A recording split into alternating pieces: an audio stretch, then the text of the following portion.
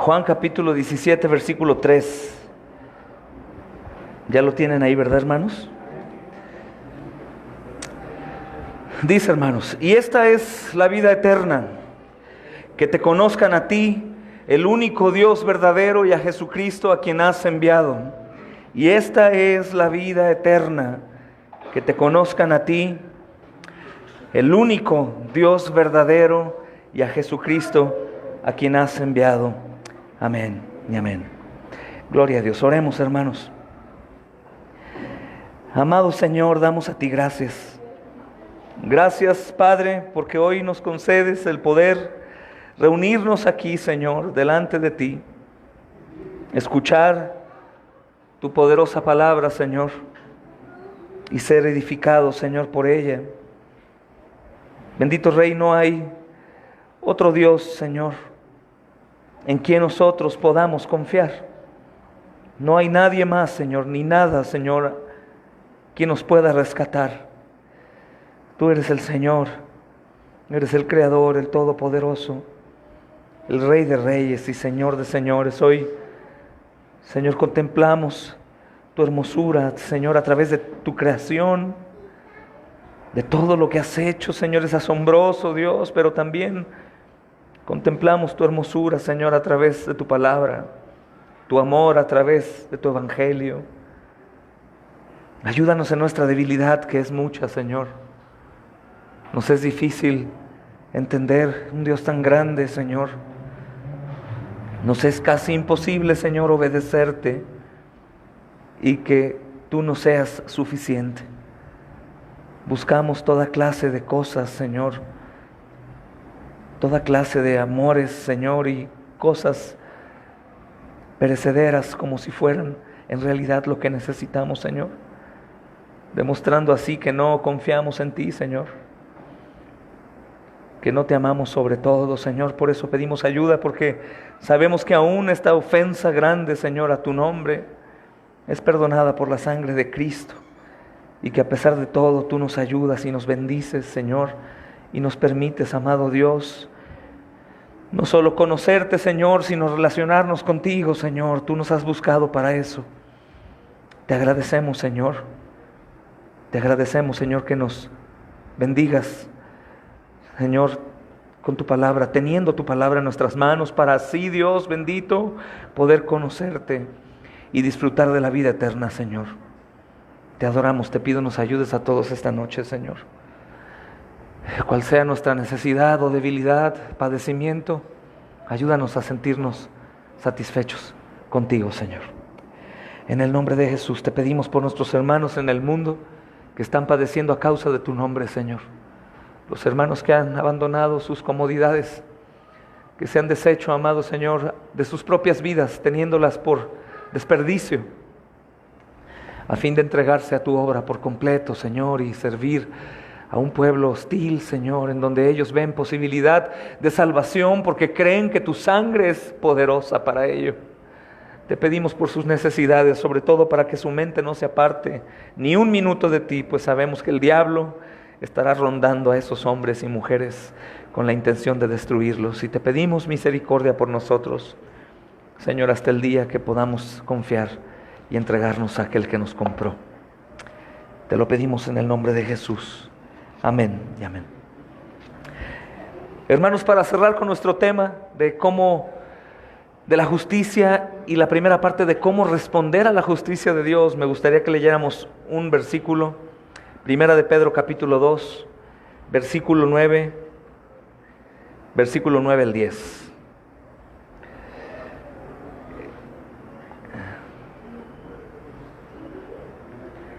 Es una belleza de texto que el Señor le ha placido revelarnos en su palabra, hermanos, que nos hace sentir amados e importantes y con mucha responsabilidad. Dice Primera de Pedro capítulo 2, versículo 9, hermanos: mas vosotros sois linaje escogido, real sacerdocio, nación santa, pueblo adquirido por Dios, para que anuncien las virtudes de aquel que los llamó de las tinieblas a la luz admirable. Ustedes que en otro tiempo no eran pueblo, pero que ahora son pueblo de Dios, que en otro tiempo no habían alcanzado misericordia, pero ahora han alcanzado misericordia. Dice el versículo 11, amados, yo les ruego como a extranjeros y peregrinos que se abstengan de los deseos carnales que batallan contra el alma, manteniendo buena vuestra manera de vivir entre los gentiles, esto es, los incrédulos no judíos, para que en lo que murmuran de ustedes como de malhechores, glorifiquen a Dios en el día de la visitación, al considerar sus buenas obras. Amén.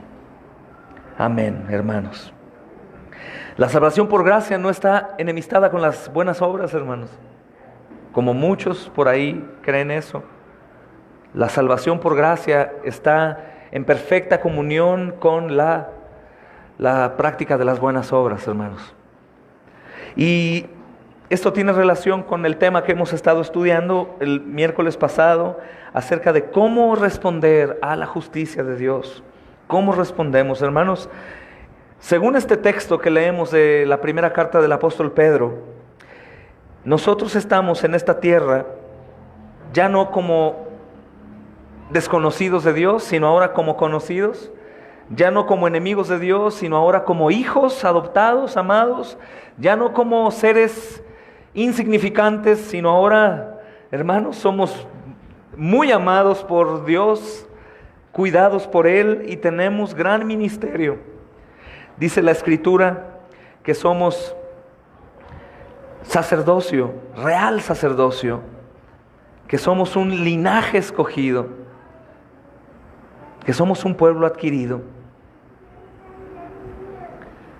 Gloria a Dios, hermanos. Ustedes son linaje escogido, son real sacerdocio, son nación santa, para anunciar las virtudes de aquel que nos llamó, para anunciar. Bendito Dios, hermanos. Lo hacemos de manera visible, hermanos, con nuestro testimonio, la manera en cómo nosotros vivimos, no con el testimonio de quién era yo antes de Cristo, sino, no únicamente eso, también ayuda, pero nosotros extendemos el reino y anunciamos las virtudes de aquel que nos llamó de las tinieblas a la luz admirable con nuestro testimonio, cómo caminamos, cómo hablamos, cómo vemos, cómo andamos, hermanos, cómo las personas nos conocen alrededor. Es la manera en cómo podemos anunciar también el Evangelio. Por supuesto que eso no va a suplir el anuncio del Evangelio, que es la vida, muerte y resurrección, pero dice mucho cuando tú lo hables. Por ejemplo, podríamos, hermanos, anunciar el Evangelio un sinnúmero de veces a nuestros vecinos, pero de pronto se nos olvida que los muros de nuestra pared creo que tienen una medida de 12 por 14 por 20 y todo se escucha alrededor. De pronto podemos parecer hombres y mujeres piadosas, aleluya y gloria a Dios como nos dicen, pero los vecinos conocen cosas, hermanos, y escuchan cosas. El testimonio no únicamente va a cuidarse cuando estemos frente a las personas, sino todo el tiempo, hermanos. Estudiaremos hoy parte de una palabra que se llama integridad, y esa es una palabra por la cual nosotros, hermanos,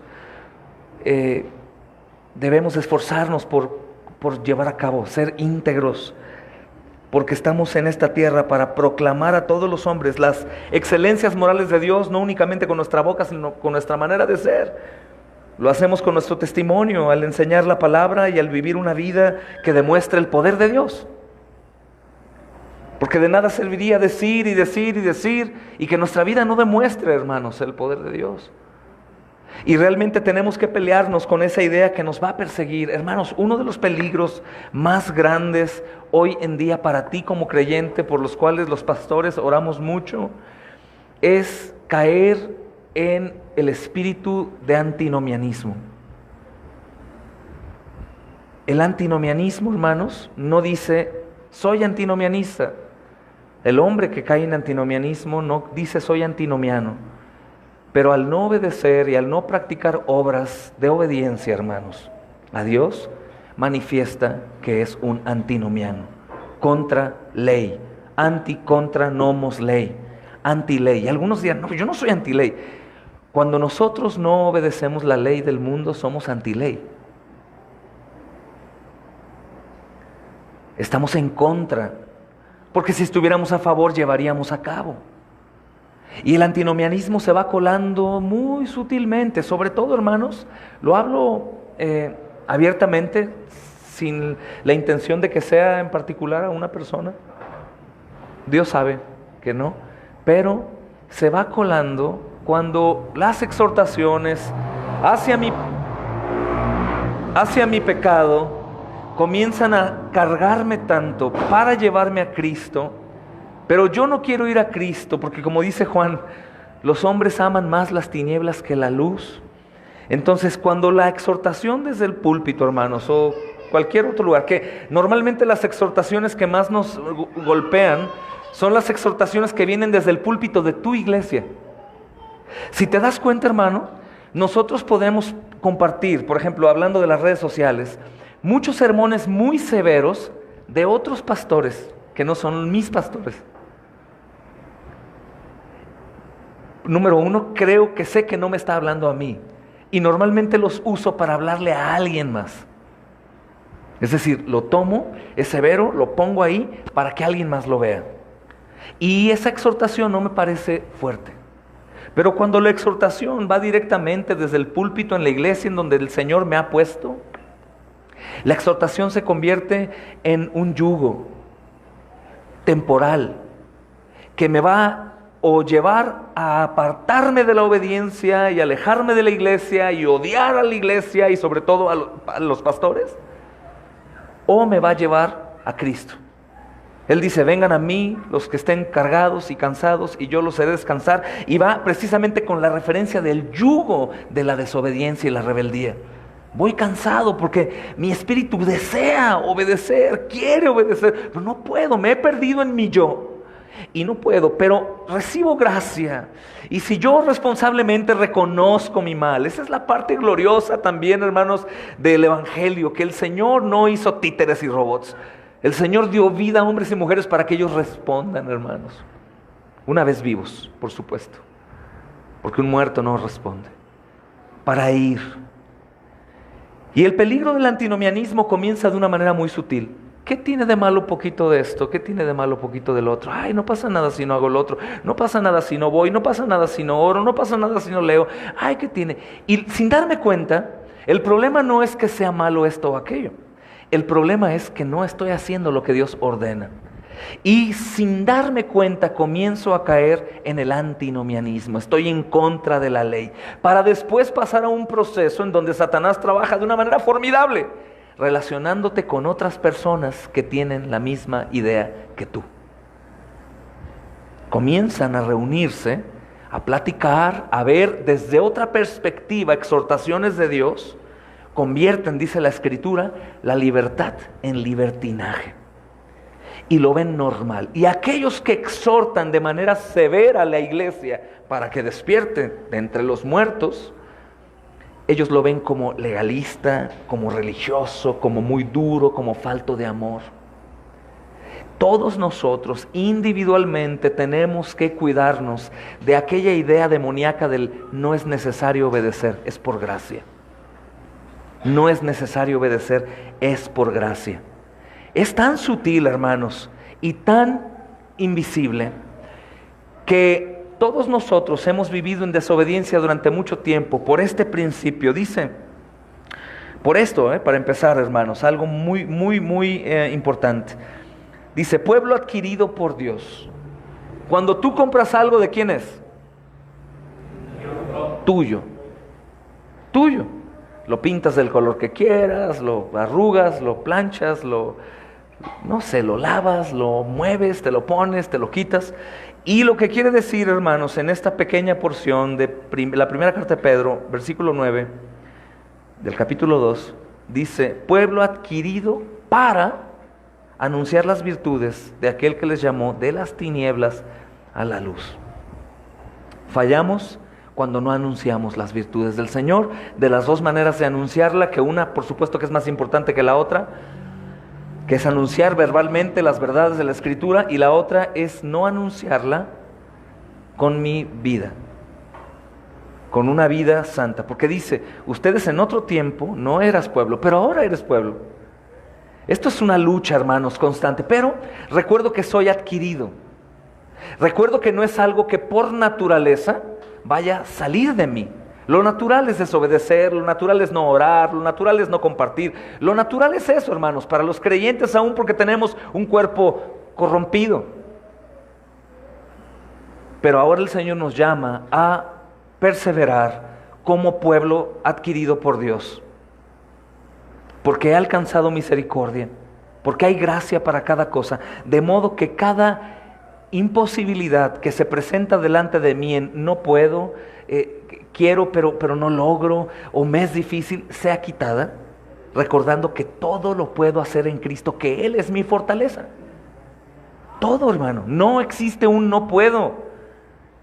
El Señor me envía a hacer, y como dice un hermano, Él te envía a hacer, pero te da todo lo que necesitas para poder hacerlo, de modo que Él se lleve la gloria. El problema es el yo dar el paso. Estudiábamos ayer en el taller de evangelismo.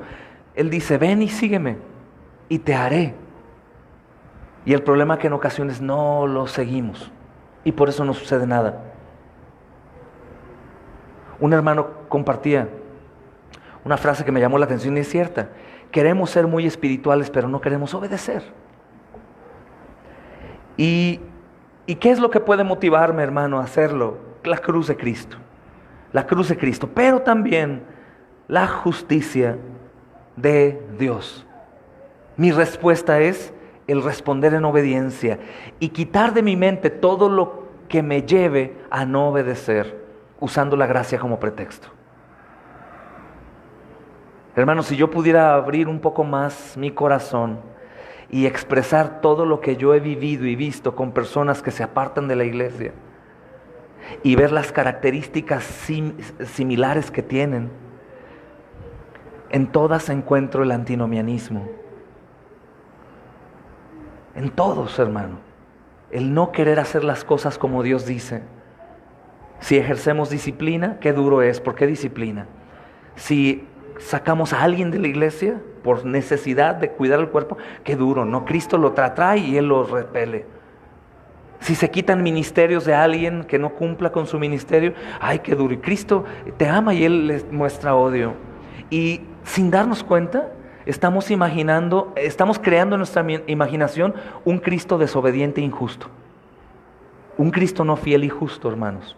Entonces, todo aquello que me exhorte a vivir una vida más cómoda en este mundo, que no es el mío, que no es mi casa, que es la tierra del diablo, y que me haga sentir mejor de lo que me debo sentir, hermanos, lo debo de quitar de mí.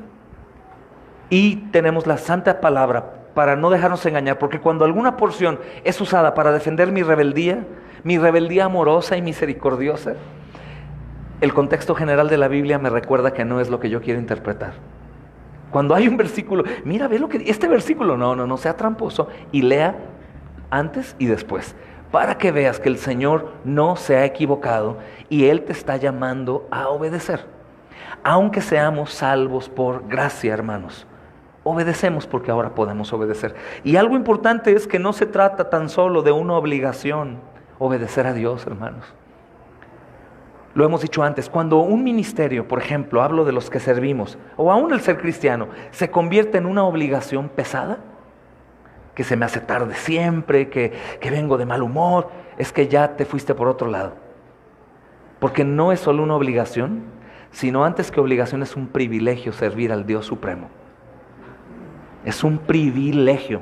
En el momento que se convierte en una carga el ser cristiano, el ir al culto, el llevar a cabo un ministerio, por muy simple que sea, o por muy difícil que sea, en ese momento tengo que detenerme y recordar que fui adquirido para eso. Y la otra, hermanos, si alguno de nosotros se emocionaría muchísimo por trabajar para el presidente de la República, ¿qué sentirías si te digo que puedes trabajar para el Rey de Reyes y Señor de Señores? Que no necesita de mí, pero le place usarme. Que no merezco yo ser suyo y Él me hizo. Hermano, que tenemos que poner los pies en la tierra y decir, ¿quién soy? ¿Quién me llamó? ¿Qué me hizo ahora? ¿Qué es lo que tengo en mis manos? ¿Cuánto tiempo voy a vivir aquí? ¿Qué tanto tiempo voy a estar? ¿Qué tanto estoy aprovechando para mostrar la gloria de Dios a todos? Sirviendo a todos, aprovechando el tiempo siempre para el Señor. ¿Qué tanto estoy enfocándome en ello? Detenerme y arrepentirme y buscar la obediencia. No solo porque es una obligación, sino también, hermanos amados, porque es un gran privilegio servir al Rey de Reyes y Señor de Señores. Amén, hermanos. Gloria a Dios. Vamos a estudiar como parte del tema de hoy acerca de la verdad de Dios, o Dios es verdad, pero un tema, parte de ese tema es la integridad de Dios. La integridad de Dios, y eso obviamente nos genera mucha confianza por todas las cosas, hermanos, por la integridad de Dios. Dios es íntegro. Hermanos, la palabra integridad proviene del latín integer, que se refiere a cualquier cosa que está completa o entera. Viene del latín integer, que se refiere a cualquier cosa que está completa o entera. Pero cuando la palabra, hermanos, se usa en referencia a Dios, cuando se usa en referencia a Dios, significa que su carácter es íntegro, sin defecto, sin imperfecciones. No hay absolutamente nada mal en el Señor. Es sin defecto, es completamente perfecto, es íntegro, completo. Y hay tres palabras, hermanos, que pueden emplearse para describir la integridad de Dios, si queremos entender un poco mejor. Y son las tres palabras que hoy vamos a estudiar. Número 1, Dios es verdadero. Dios es verdadero. Dios es verdadero. Me gusta mucho retarme, hermanos, en el sentido que si yo te digo, hermanos, Dios es verdadero, ¿verdad? Todos dicen, amén, ok. Pero si Dios es verdadero, ¿qué sucede entonces con la parte mía en cuanto a la respuesta? A la verdad de sus amenazas o advertencias, o de sus promesas, o del llamamiento que tengo como hijo. O sea, cuando decimos, sí, yo creo que Dios es soberano, que Dios es verdadero, que Dios es Dios, nos podríamos preguntar, entonces, ¿por qué respondo así? ¿Por qué a veces no me importa? ¿Por qué? Por eso es bueno estudiar los atributos de Dios, rogando que Él se revele a mí para que la verdad de quién es Dios me impacte en la vida y yo pueda responder de la manera adecuada. Porque de lo contrario sería peor saber quién es sin responder. Yo uso mucho el ejemplo de aquel esclavo en una cueva, en una mina, encadenado. Y su amo, su señor, es un hombre de armas tomar, muy violento, hermanos. Y cumple la palabra, te castigaré si no haces lo que te dije. Él ya ha visto de la furia de su amo. ¿Tú imaginas a ese amo encadenado en una cueva, desobedeciendo, sabiendo quién es su señor y su amo? ¿Tú te imaginas? No me importa, que venga y me azote, al cabo que una semana más sin comer no tengo problema. Yo estoy bien aquí, no me interesa. ¿Tú te imaginas? Por eso cuando hablamos de saber quién es Dios, tenemos que cuidar. Hermanos, los judíos, hay algunos todavía que hasta hoy no se atreven a escribir el nombre de Dios. Cuando ponen Dios con la D-I-O-S, ponen D-O-S.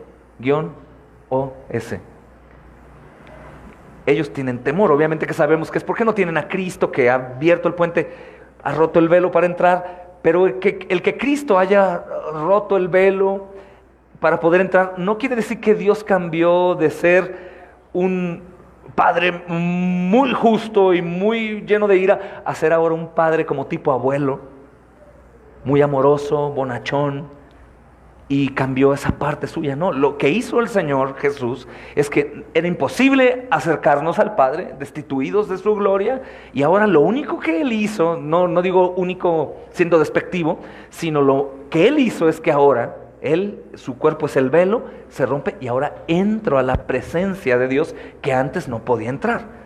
Pero no ha cambiado su manera de ser, porque Dios no cambia, es el mismo. En ocasiones creo que tomamos a Cristo como aquel puente o pase para entrar a la presencia del Padre, pero que el Padre cambió cuando Cristo murió. Y no, hermanos, lo que se ha hecho es que ahora puedo entrar a la presencia del Padre, pero Él no ha cambiado. Él no ha cambiado. Y cuando hablamos, hermanos, que Dios es verdadero, queremos decir que Él es real, que Él no es fabricado, Él no es inventado, no es una imitación, que todo lo que es, que todo lo que ha dicho ha sido, es y será, que todo lo que está en su palabra sucederá, que cuando Él dice que aborrece el pecado, lo aborrece, es verdad. Cuando Él dice que nadie podrá entrar al reino de los cielos si no es por su Hijo, es verdad. Cuando Él dice que todos los hombres van a ser llevados a un juicio después de la muerte, es verdad, hermanos. Cuando Él dice que va a venir en gloria, es verdad. Y esto nos ayuda mucho para poner nuestra mente, hermanos, en Dios, no dudar, pero también temer, creer, esperar en Él. Y esto es parte de su integridad. 3 cosas. La primera, es verdadero. Él es real, no es fabricado, no es inventado, no es una imitación. Dios es verdad. Número 2, hermanos, es veraz. Es veraz.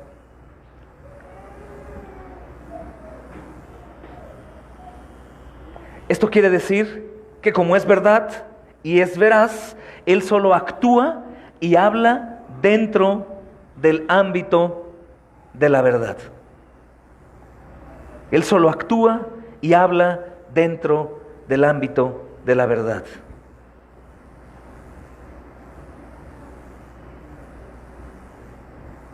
Las falsedades, hermanos,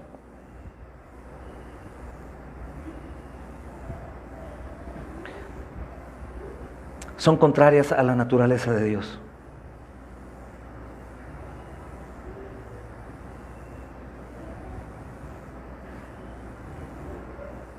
No hay nada falso. Si recordamos a este esclavo, hermanos, se nos haría absurdo, obviamente, que él desobedeciera las instrucciones de su Señor, sabiendo que su Señor cumple lo que dice. Y claro que no trato de infundir terror en los creyentes, sino reverencia, hermanos. Reverencia, confianza, temor. Temor, hermanos. Una de las cosas que me gusta bastante recordar es que este Dios que es verdad, que es veraz, ha dicho que está con nosotros todos los días, en cualquier momento, en todo tiempo. Es importante recordar esto porque en ocasiones tú y yo nos sentimos solos, abandonados, desesperados, y sin darnos cuenta estamos burlándonos o menospreciando la verdad de que Él está conmigo. Le doy la espalda y dijo, sí, yo sé que estás conmigo, pero déjame mi espacio. Es como aquel joven caprichoso que su papá quiere ayudarlo y corre a su cuarto y se encierra. No quiero escucharte, déjame en paz. Nosotros tenemos al Dios verdadero, Él es veraz y Él ha dicho que está con nosotros en todo tiempo, solo por decir un solo ejemplo, hermanos. Él actúa y habla siempre la verdad, y lo falso y la mentira es en contra de su naturaleza, hermanos. Número 3, parte de la integridad de Dios, el Señor es fiel, hermanos. Él siempre cumple con sus promesas, y eso es muy bueno. Está de más tal vez mencionarlo, pero probablemente alguno aquí aún no ha entendido qué quiere decir que Dios es fiel. Y a lo mejor reciben un aumento en su trabajo, o un coche nuevo, o algo pasa, o te llega una prometida para casarte, hermano, algo así. Y dices, Dios es fiel, como si tú te hubieras portado bien y Él actuó en fidelidad a ti. No, Dios es fiel a Él. Dios es fiel a su palabra. Dios es fiel a sus promesas, a su escritura. Y eso es bueno para nosotros, porque todo lo que Él dice, lo hará. Todo lo que ha prometido, hermanos, se verá. Todo eso, hermanos. Todo eso. Él siempre cumple sus promesas. Amén. Hermanos, Dios es verdadero. La palabra verdadero se traduce del término hebreo emet. Emet. Y en el griego es aletzinos. Aletzinos. Y tanto emet como aletzinos, hermanos, son dos palabras que no solamente hablan de la veracidad de Dios, sino también hablan de su autenticidad. Es auténtico. Del hebreo es emet y griego aletzinos, y ambas palabras que hacen que están ligadas a la palabra que conocemos nosotros como verdadero, o que vienen de ahí, la traducción, no solamente dicen que es verdadero, sino que también es auténtico, que es genuino, que es real, que es único.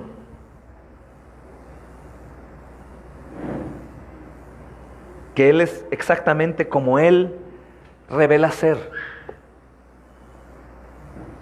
Él no es falso, hermanos. No es un invento ni una imitación, es incomparable. Gloria a Cristo, hermanos. Él es el único Dios vivo y verdadero. Y este Dios nuestro, hermanos, es distinto a los ídolos hechos por manos de hombres y a los falsos dioses a los cuales adorábamos, hermanos, o nacidos de las imaginaciones de hombres corruptos. ¿Y por qué menciono esto, mis amados hermanos? Porque nosotros, sin darnos cuenta en ocasiones, aunque por dentro el Espíritu mismo redarguye, caemos en esto. Olvidamos quién es Dios y comenzamos a seguir a un ídolo que se llama mi mente o mi corazón. Probablemente ya no adoramos dioses tallados con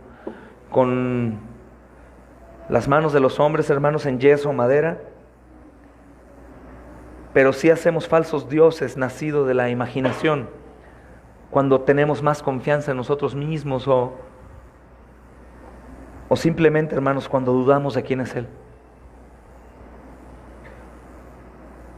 Una de las cosas más importantes que debemos recordar en este mundo caído en el que vivimos, hermanos, es que la Escritura dice que a los que aman a Dios, todas las cosas les ayudan a bien. Y si la Biblia dice eso, yo no debo dudar en lo absoluto que la peor de las cosas que me está sucediendo me va a ayudar para bien. Ninguna de las cosas que sucedan va a terminar en mal para mí. El gran paquete, hermanos, de la salvación incluye aún eso, que a los que Cristo ha comprado, todas las cosas le van a ayudar a bien. Cuando somos de Cristo, dice, esto es para los que conforme a su propósito son llamados. Es decir, si en realidad eres un llamado de Dios, eres un hijo suyo, aún tu propia negligencia, rebeldía y pecado, al final te ayudará para bien. Todo, hermanos, y eso es asombroso. Habla del plan soberano y perfecto de Dios. Todo. Y Dios es fiel, hermanos, y no es como los ídolos que nosotros adorábamos, o el que nosotros hoy podemos poner en competencia en nuestra mente con el Dios verdadero. El propio yo es nuestro ídolo, es al que obedezco, es al que sigo.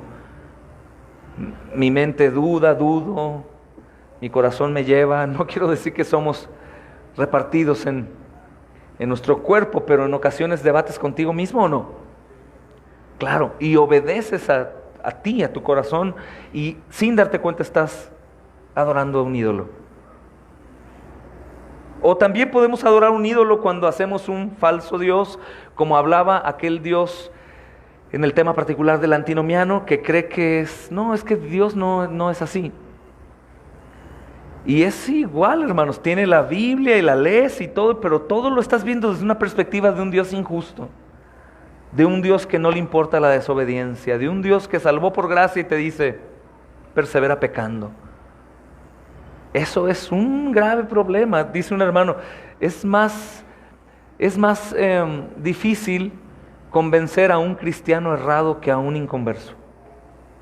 Un cristiano equivocado con un Dios falso, que aborreció la exhortación, la disciplina, todo eso es increíblemente difícil. Solo Dios lo puede hacer volver. Como la apostasía, hermanos, por ejemplo, los que no sepan, no voy a entrar al tema, pero la apostasía tiene que ver mucho con la idolatría. La apostasía no es alguien que fue salvo y dejó de ser salvo y se fue al mundo para ya no regresar. La apostasía es alguien que comenzó a escuchar, conoció el evangelio verdadero, lo empezó a ver, empezó a hacerle ruido, pero antes de nacer de nuevo, por seguir a su propio ídolo, yo no creo que sea así, a mí no me gusta más aquella iglesia, allá dan más libertad, acá me gustaba más porque era como un club, ahí se me hacían caso, acá no me regañaban. Por seguir su propio ídolo, se va en pos de un Dios falso, y el problema para esa persona no es únicamente cambiar de iglesia, sino aquellos que gozaron de la buena palabra, que gozaron de tener el evangelio, de ver los frutos del Espíritu Santo obrando en otros, de ver la vida en una iglesia, y se apartaron. Ellos ya no tienen retorno. Y tiene que ver con la idolatría, hermanos, porque ellos siguieron a su propio Dios. Uno que ellos creyeron que no era así. Por eso la importancia de poder, escrituralmente hablando, poder volver, sin llegar al extremo, que es de mucho cuidado, poder llegar a la práctica y a la vida de la iglesia primitiva, hermanos. Porque normalmente, si tú te das cuenta, las cosas que no llaman tanto nuestra atención son las cosas que pueden parecerse más a una vida piadosa bíblica. En mi manera de ser, si tenemos muchas, no sé, hermanos, si tenemos alguna actividad bíblica, pero ¿por qué le van a hacer la actividad? Si se exhorta mucho en contra del pecado, pero ¿por qué todo el tiempo el pecado? Dale, todo lo que quiere, lo que tiene que ver con la piedad bíblica nos es molesto. Y todo aquello que me hace sentir bien, algunas cosas especiales en nuestra congregación o algún modelo que yo me traje de otra iglesia, esas cosas son como lo que me hace falta, cuando en realidad lo que me hace falta es arrepentirme de mi pecado y seguir a Dios de la manera en como Él me lo ha permitido, porque lo único que me debe de importar a mí, aquí o en cualquier iglesia, que espero que ninguno se vaya más de aquí, es que prediquen el evangelio. Todo lo demás te debe de importar nada, nada. Si la iglesia predica el evangelio y el nombre de Cristo es lo que más se menciona, quédate ahí, mi hermano amado, mi hermana. No necesitas nada más. No vas a encontrar jamás una iglesia perfecta, hermanos perfectos, hermanas perfectas, nunca, porque no existe. Nunca. Probablemente podremos encontrar actividades que llamen mi atención y me hagan sentir bien. Pero eso no es bíblico, hermanos. A lo mejor tampoco es pecado, pero no me van a llevar a la piedad, sino al contrario. Entonces la idolatría, hermanos, no únicamente es como creíamos antes, rompe a Guadalupe, a tus San Judas. En realidad yo llego a casas que me invitan a predicar hace poco y vi el San Judas más grande que he visto, hermanos, increíble. Y estaba bien maquilladito y todo, parecía de verdad. Le toqué su nariz y todo, no sabía qué material era. Pero una persona me decía, ¿verdad? Yo le digo que lo rompa, que trae maldición. No, son más difíciles. Lo predico en la calle, lo han escuchado. Es más difícil de quitar un ídolo en la mente, en el corazón, que un ídolo de piedra. Yo, para predicar en contra de la idolatría con los católicos romanos, yo les digo, mira, los ídolos que tienen las personas, yo tomo el ídolo, lo rompo en el piso, se rompe, ¿y qué pasa? Nada, ¿verdad? No ofendo a su idolatría, no ofendo a sus muñecos, simplemente les doy en su conciencia algo lógico. Lógico, ¿se va a armar tu ídolo? No. Entonces, imagínate pedirle a eso. No, claro que a Dios no le gusta eso. Pero ¿qué tal los ídolos como a tu hijo, a tu hija, a tu esposo, a tu esposa, a tu padre, a tu madre? Ay, pero no son mis ídolos. ¿Le dedicas más tiempo a ellos o a Dios? Ay, bueno, pero en este mundo moderno y las cosas que tenemos, bueno, ¿cometes idolatría o no? Entonces la idolatría está a la orden del día, hermanos. Y precisamente la idolatría es algo que tenemos que cuidarnos, porque la idolatría es lo que lleva a personas a separarse de las iglesias. La idolatría es lo que hace que una familia se divorcie.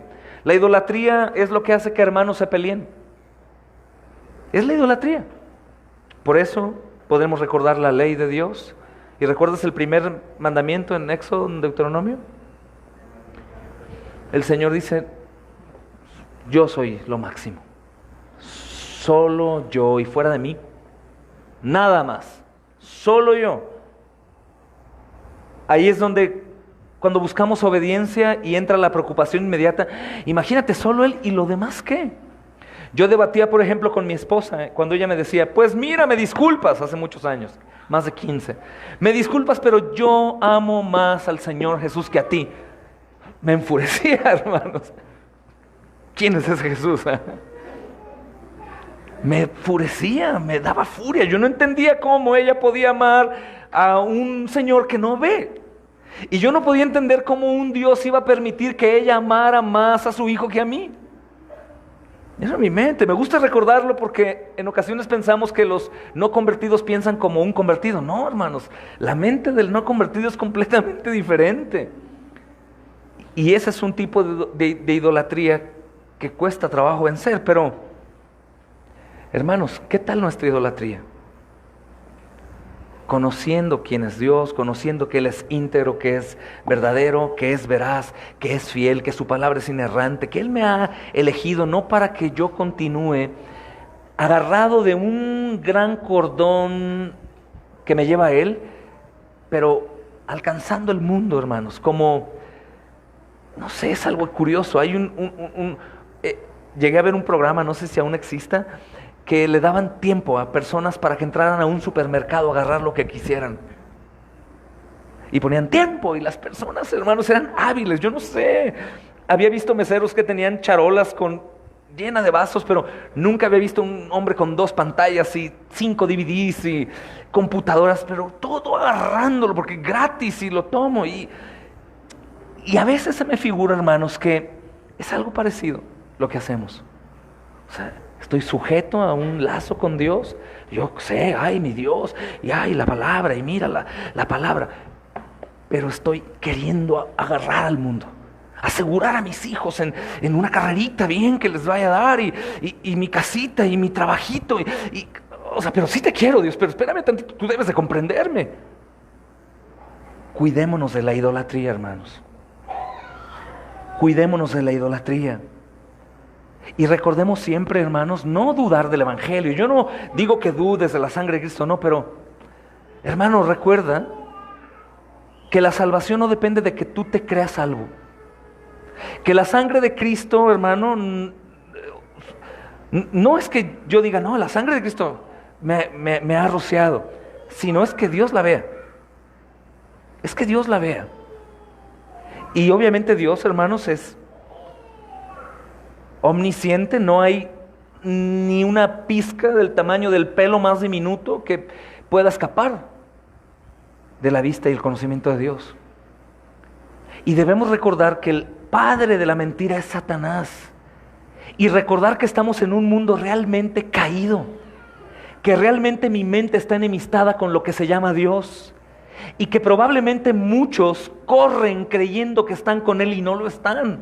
Hermanos, hay un grupo de hombres sorprendidísimos que no se acercan con Dios como a veces predicamos. Señor, Señor, ¿qué no echamos fuera demonios en tu nombre? Hicimos prodigios y milagros. No, ellos están a punto de la condenación en el juicio final y están desesperados y no pueden entender por qué. Señor, Señor, ¿qué no hicimos todo para tu gloria? ¿Qué no lo hicimos en tu nombre? ¿Qué no echamos fuera demonios, Señor? Y vivimos para ti. Y el Señor dirá, apártense de mí, nunca los conocí. Ellos ya no están mintiendo en el cielo, hermanos. En el Hades, en la eternidad, donde el Señor les juzgue. Ellos están hablando verdad. Ellos creían que estaban sirviendo a Dios. ¿Dependía de ellos? Porque algunos dicen, bueno, pues era Dios, no les reveló. No, Dios nos revela. Y Dios nos dice que es verdadero, que es fiel.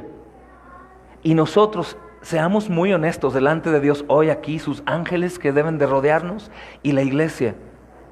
A pesar de que conocemos esto, ¿estás de acuerdo que deliberadamente cometemos actos pecaminosos en contra de Él que anuncian idolatría? Por supuesto que sí. Por eso Juan Calvino decía que la vida del salvo es una vida de arrepentimiento.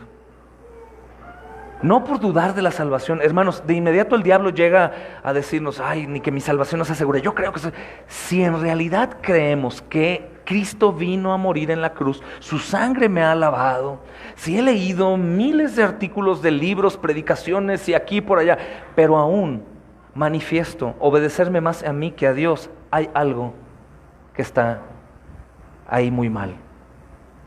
Muy mal. Precisamente estos son los ídolos que a nosotros nos deben de importar. Y no sé si todos han meditado en esto o creen que fueron librados ya de la idolatría. Podemos ser librados de la idolatría, hermanos.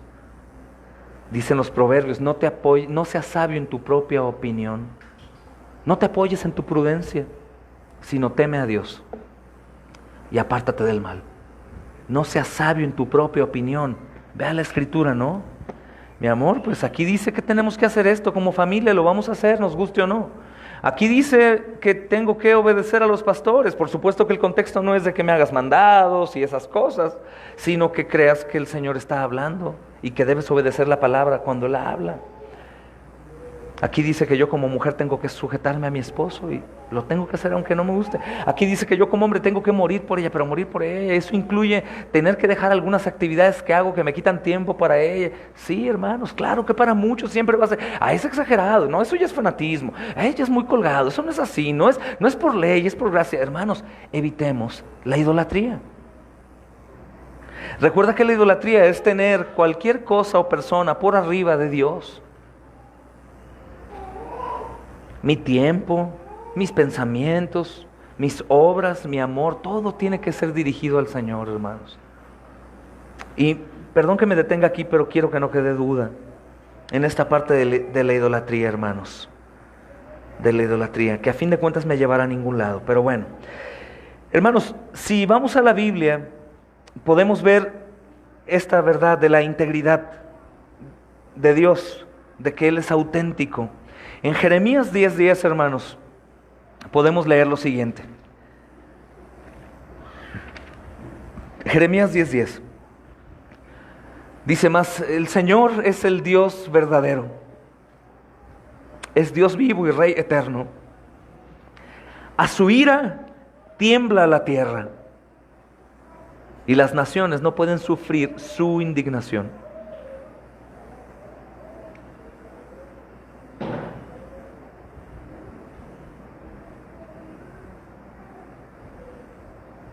Dice el versículo 11, les diréis así, los dioses que no hicieron los cielos ni la tierra, desaparezcan de la tierra y debajo de los cielos.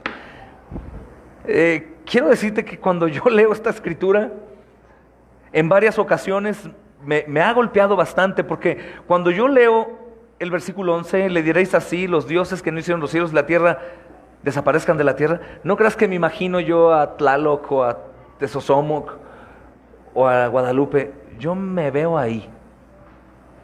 O sea, el Señor me humilla en cualquier ámbito y situación de mi vida. ¡Ey! Enmudece, ¿tú quién eres?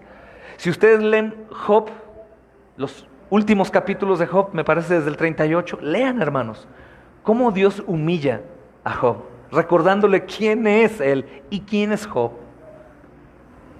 No debemos escuchar al Dios interno que nos intenta manipular, atemorizar, poner a dudar o desobedecer o obedecernos, hermanos.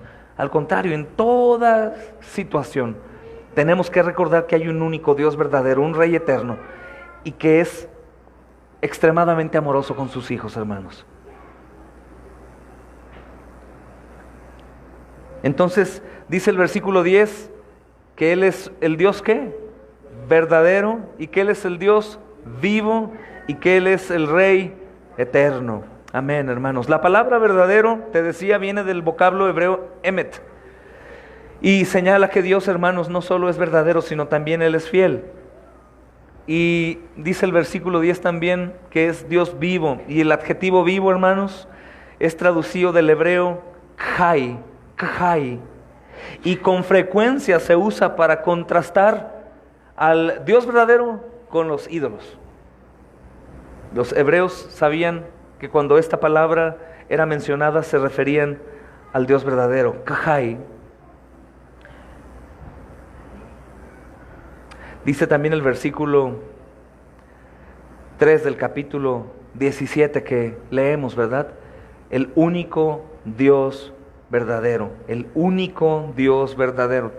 Hermanos, el Señor Jesús está usando en esta porción que hemos estado leyendo durante todo este tiempo, usa dos adjetivos importantes y muy poderosos para probar que Dios es auténtico. Dice que Él es verdaderamente Dios y dice que Él es el único Dios verdadero. Y es importante, hermanos, notar que el Señor Jesús no está negando su propia deidad. Por el contrario, Él habla en su calidad de mediador entre Dios y el hombre. Cuando batalles viendo algunas porciones en las Escrituras por las cuales los luz del mundo o el testigo de Jehová niega que Jesús es Dios, por este tipo de porciones, mira, Él dice que Él es el único Dios verdadero y su Hijo es Jesús y estas cosas, debes de recordar que Jesús no está negando su propia deidad, negando que Él es Dios. Por el contrario, Él siempre habla en la Escritura como Jesús, como hombre mediador, siendo Dios. Cuando encuentres este tipo de versículos o que te encuentres presentando defensa con algún testigo de Jehová o uno de la luz del mundo que niegan rotundamente que Jesús es Dios, recuerda que Él es Dios. Pero en la Escritura está actuando en esas porciones de la Biblia como mediador, como abogado, como intercesor y como hombre, siempre enseñándonos como hombre cómo nosotros debemos de conducirnos. Siempre, siempre. Jamás dejó de ser Dios. Es otra verdad que tienes que recordar, que se menciona mucho. Él siempre es Dios. Siempre es Dios. Siempre es Dios. Y Él está hablando, hermanos, en calidad de mediador entre Dios y el hombre. Hermanos, el hecho de que el Señor Jesús se ponga a sí mismo en una relación de unión con el Padre y declare que el propósito de la vida eterna es también conocerlo a Él, en esta porción de Juan 17:3, o sea, el hecho que Él habla de la vida eterna, esta es la vida eterna, que te conozcan a ti, el único Dios verdadero, y a Jesucristo, Él en automático está declarando o está probando que es Dios también. Fuera de Dios no hay salvación. Jesús es Dios. Amén, hermanos. Él prueba su deidad. Si Él no fuera divino, por ejemplo, hermanos, o si Él no fuera Dios mismo, este lenguaje que usa en Juan 17:3 sería muy inapropiado, inclusive sería blasfemo. Declarar esto es una blasfemia. De hecho, estas son las cosas por las cuales los judíos querían matarlo, porque Él en muchas ocasiones se declaró Señor y Dios. Imagínate un judío escuchar, yo y el Padre uno somos. Lo odiaban, era blasfemia para ellos. Por supuesto, como decíamos el domingo, porque ellos jamás imaginaron que Dios fuera a venir encarnado como Jesús. Ellos imaginaban a un hombre fuerte y empoderado, con un reino físico y un ejército. Qué tremendo. Miren, primera carta a los tesalonicenses, hermanos.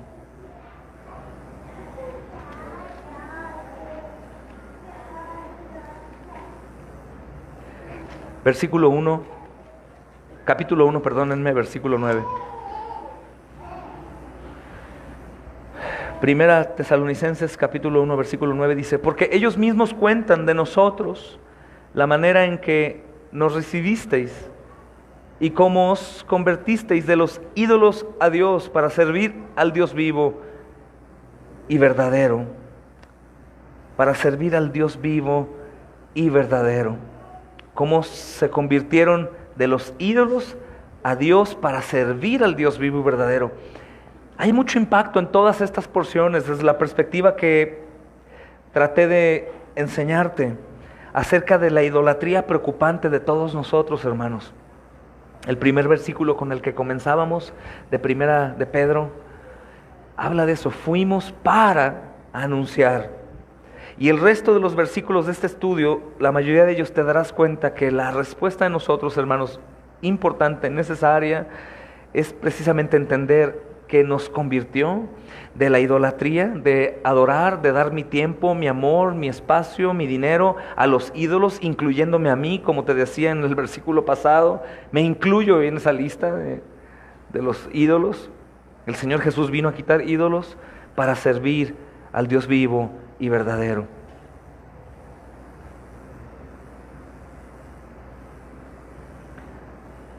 En Apocalipsis 6:10, hermanos,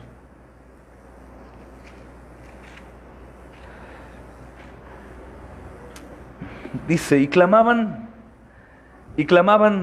a gran voz diciendo: ¿hasta cuándo, Señor santo y verdadero, no juzgas y vengas nuestra sangre en los que moran en la tierra? Es tremendo este texto, hermanos. Este texto es parte de la revelación y son los santos, los mártires por Cristo, que están preguntándole al Señor: ¿cuándo vas a ir a juzgarlos? ¡Wow! ¿Cuándo vas a ir? Esto es bueno también. Digo, no quiero cambiar el tema, pero la gente sabe en dónde está y sabe que Jesús no ha venido.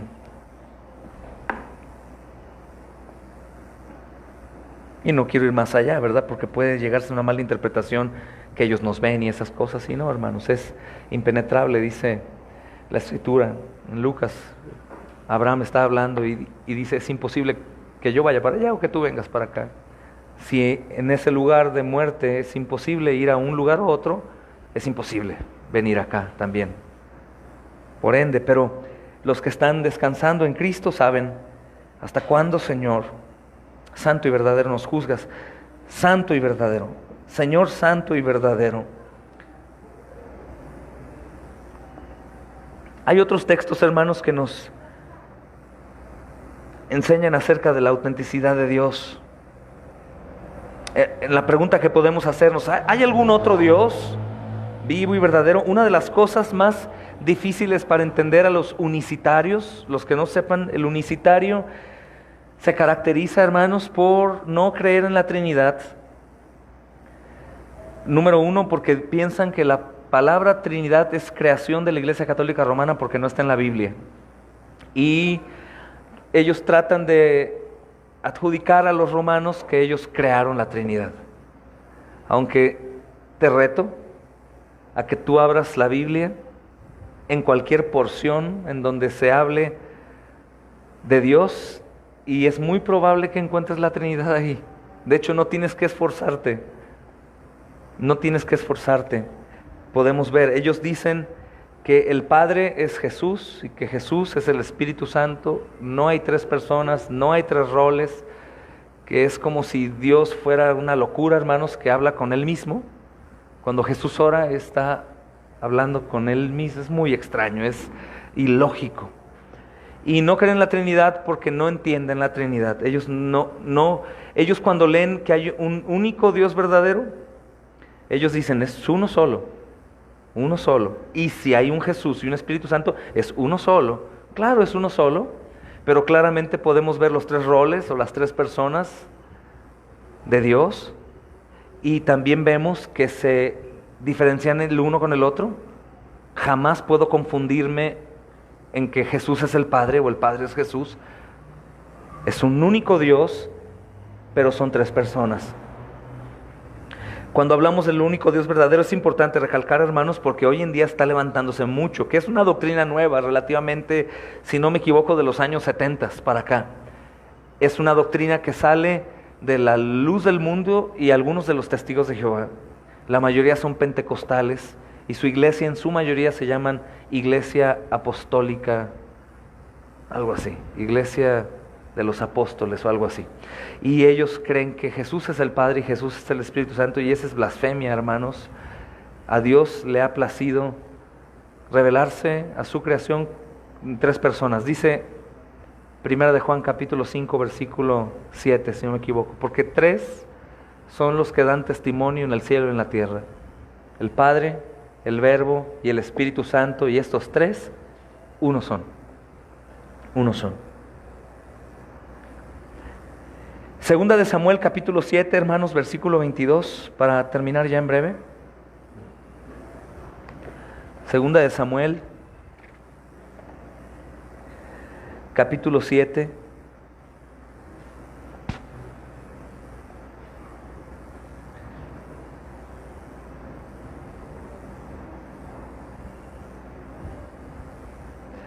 Versículo 22.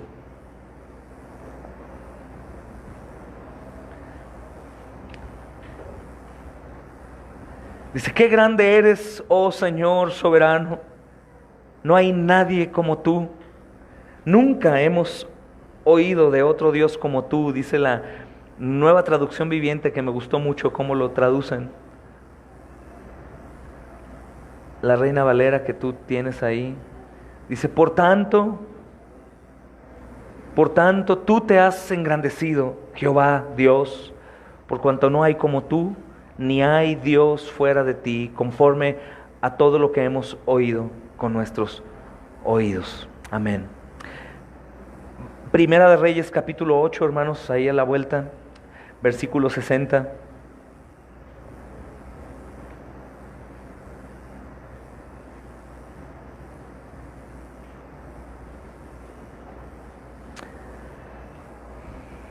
Dice: a fin de que todos los pueblos de la tierra sepan que Jehová es Dios y que no hay otro. Y que no hay otro. Amén.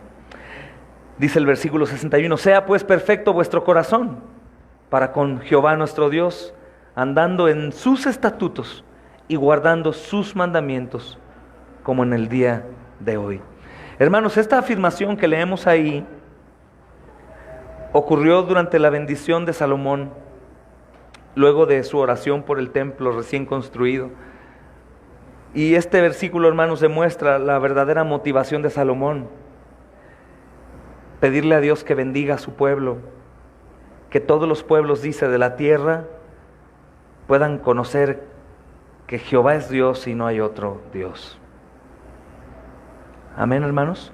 Isaías 46, versículo 9.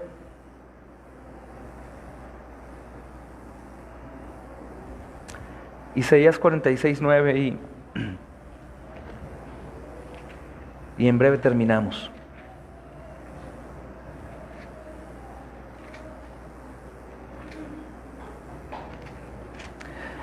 Dice, hermanos: acordaos de las cosas pasadas desde los tiempos antiguos, porque yo soy Dios y no hay otro Dios, y nada hay semejante a mí.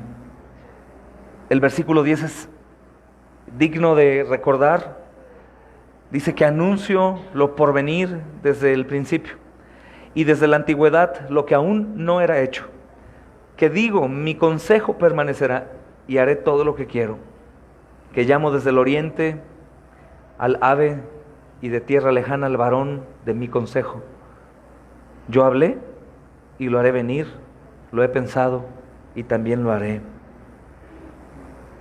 Entonces, hermanos, para entender por completo el significado y la importancia de la verdad que hemos aprendido, tenemos que meditar en estos textos, hermanos, en los pasajes que están contrastando al Dios vivo con los ídolos, hermanos, sin vida y falsos dioses de los hombres, incluidos ahí nosotros, hermanos. Y me gustaría leer dos últimos textos para dejar pendiente este tema de la idolatría, enfocarme un poco más a los ídolos de los hombres, hermanos, en los que ellos confían, y podernos alejar de esa confianza. Dice el Salmo 115, versículo 3, hermanos.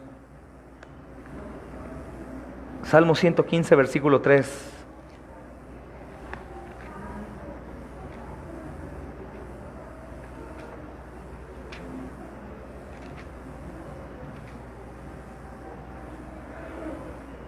Dice, nuestro Dios está en los cielos, todo lo que quiso ha hecho.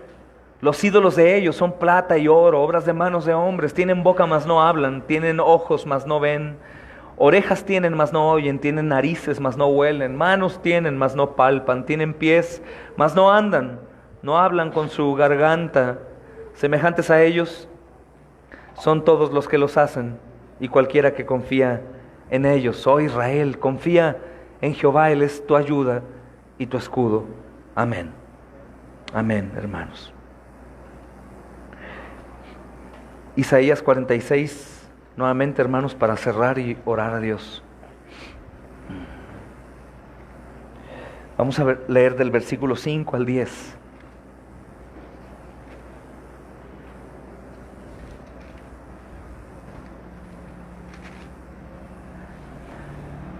¿A quién me asemejáis y me igualáis y me comparáis para que seamos semejantes?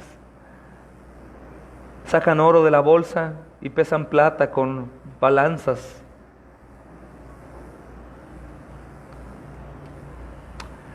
Alquilan un platero para hacer un dios de ello. Se postran y adoran. Se lo echan sobre los hombros, lo llevan y lo colocan en su lugar. Allí se está y no se mueve de su sitio. Le gritan y tampoco responde, ni libra de la tribulación. Acordaos de esto y tened vergüenza. Volved en vosotros, prevaricadores. Acordaos de las cosas pasadas desde los tiempos antiguos. Acordaos, porque yo soy Dios y no hay otro Dios, y nada hay semejante a mí, que anuncio lo por venir desde el principio y desde la antigüedad, lo que aún no era hecho, que digo, mi consejo permanecerá y haré todo lo que quiero. Acordaos, mis amados hermanos, acordémonos quién es el Señor y abandonemos a los ídolos, y también obviamente enseñemos a aquellos que continúan en pos de falsos dioses, hermanos. Amén. Oremos al Señor y nos quedamos pendientes en el mismo tema.